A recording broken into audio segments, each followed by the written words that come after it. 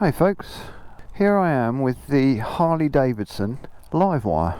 It is my first ever go on an electric bike, and it's my first ride on a Harley Davidson as well, so obviously I'm not going to get that authentic Harley Davidson feel for what they're known for, but this is certainly quite an interesting bike. So I've ridden it just up the road to a quieter place where the sun's shining and I can have a good look around it. It's actually quite a cool looking bike. I like the colour, the rusty colour. It's narrow, that's what I've certainly found straight away. This is all obviously the battery and the inner workings of the power unit, and obviously it's the sound, it's the noise that you don't get, or do get, whichever way around, with electric bikes. So, certainly a very interesting bike. What I do say, and what I noticed, was getting on the bike, you can feel the weight of the battery. This is actually... and forgive me if my numbers aren't exactly right, but it's basically I think it's just over 250 kilos. And my GS 1250, without all the panniers and all of that stuff, but wet weight, is 249, I think. So there really is not a lot of difference in weight between the two bikes. Make sure the stand's up. So let's give it a go. I've literally just ridden it up the road, like I say, so I've not given any kind of not really checked any of the performance yet. So here we go. So you can see it's very slim at the front here. The tank is quite slim. The saddle is quite firm. It's certainly not like a big soft pad like my GS has. The nice chap in the showroom basically explained to me that it does about 90 miles on the battery, so you're not going to tour on that and get very far very quickly. But anyway, so let's turn her on.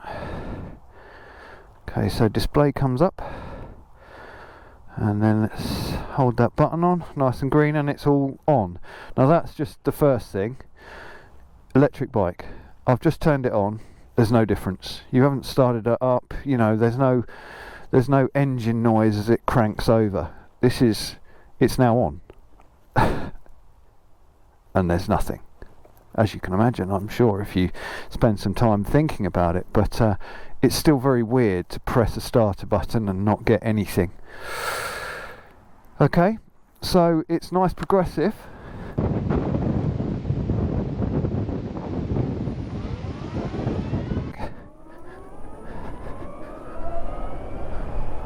I'm not sure how much the speaker's going to pick up of the sound of the bike, but let's close that down. But the noise is it's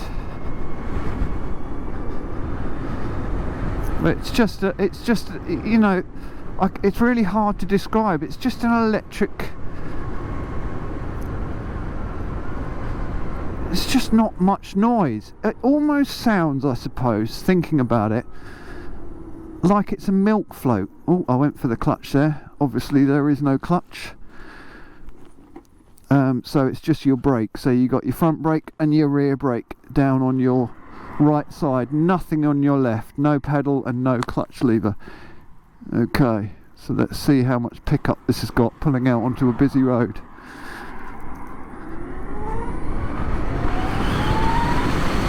Oh wow, yeah, that's got a lovely amount of pickup. It's lovely, really nice, but nice and smooth.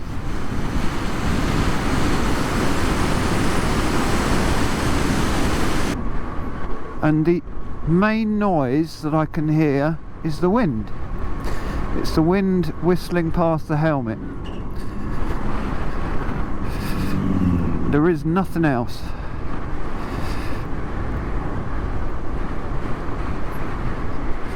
Just that very, very quiet background noise of like you'd get from a milk float.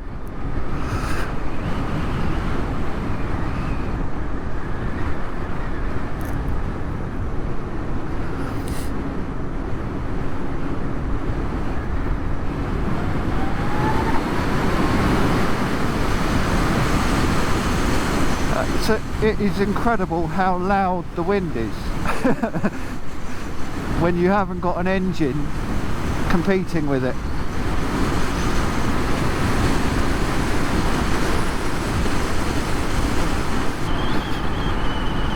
You are leant forward a little bit, so I can certainly feel this actually sort of twinging my neck now. I can feel my neck twinging now. So that's not so good. But long distance wise, that might create a bit of a problem. Yeah, your knees are bent up quite a lot. It's got quite a close match to sports bike style, but the bars are straight, they're not bent, so you know that straightens your shoulders up a little bit more, lifts you up a little bit higher, so it's not quite radical sports bike position.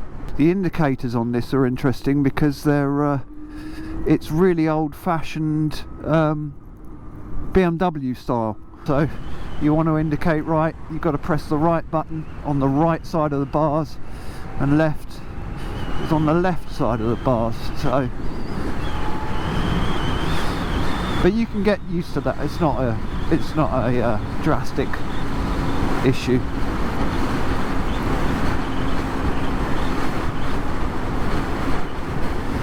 It's very easy to ride. It's smooth. The power delivery from the battery is very smooth. So it's easy to ride.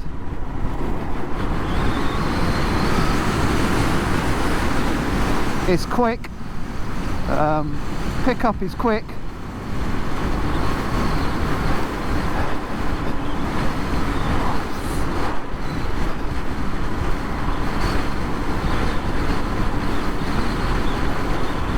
And you've still got quite a lot of noise from the wind of the helmet. Now if you can find a way of cancelling that out, you know, sort of blocking that noise a little bit, then yeah, it would really be quite a peaceful ride. But the wind does still make quite a lot of noise. Now it'd be interesting, as this technology advances and becomes more common on the road, what people are going to do about earplugs. I'm guessing, I don't generally ride with earplugs. I know that's not good for my ears. I know that it will damage my ears, my hearing. But I haven't found an earplug that's comfortable yet. It doesn't start hurting after a short while. So, but it will be interesting because the wind noise is still quite loud.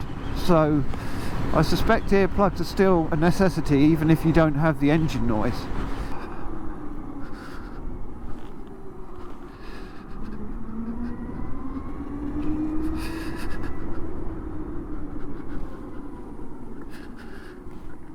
Alright, let's pull over here. There we go. Oh.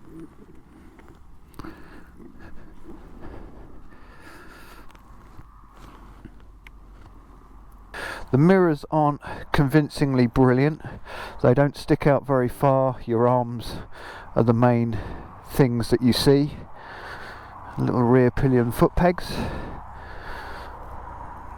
And so let's have one final look at the bike here.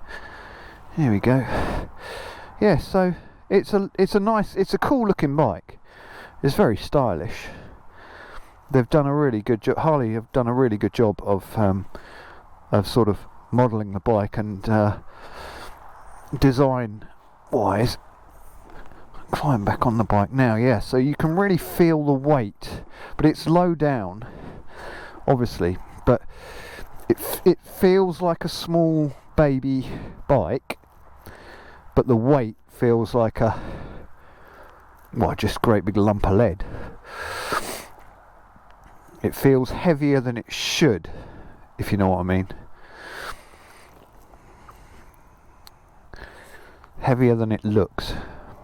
Okay, so starter on again, that's on, and press start, goes green, and I'm on. So my display at the moment, mode wise, I'm in road, sport, rain or eco. So I'm in road,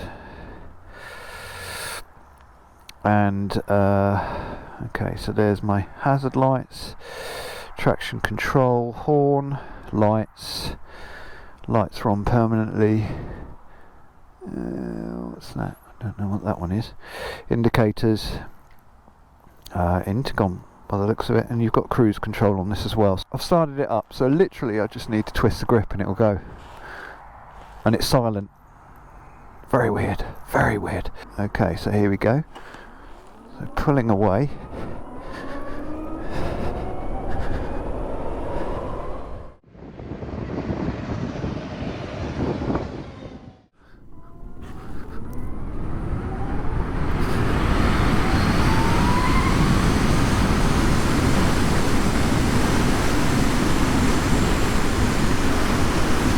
Wow, it does pick up really quickly. It's great.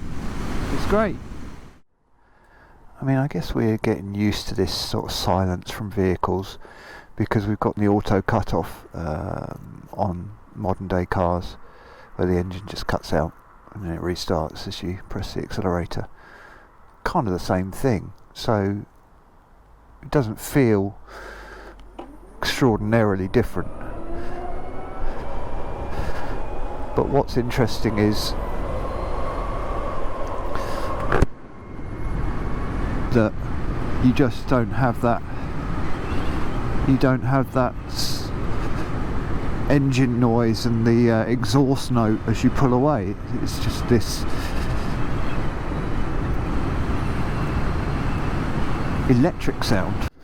Okay, so I'm going to head back to the dealership now. But just as a conclusion, really, it's a fun bike. It's a really good introduction to an electric bike. It's stable, it's planted, it handles well, a low centre of gravity of the weight, so it does handle very well. It's a narrow bike. It would be great for commuting, but obviously touring with your range is just out of the question, really. And the get up, the speed is great. I mean, the acceleration is brilliant. It's great fun, and it feels really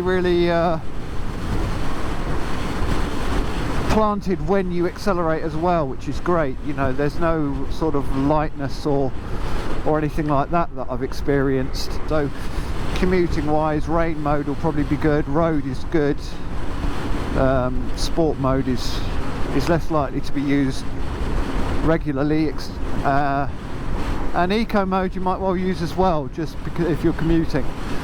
So all round, really. But when you're talking about a £30,000 nigh on £30,000 price tag, you know, that's a lot of money to spend on a motorbike as a commuter. I've really enjoyed the experience of riding it, but there's a lot of limitations there still. But it's certainly a really good introduction and a really good starting point for electric bikes, for the world to go electric. which is, you know, ultimately what's going to be happening.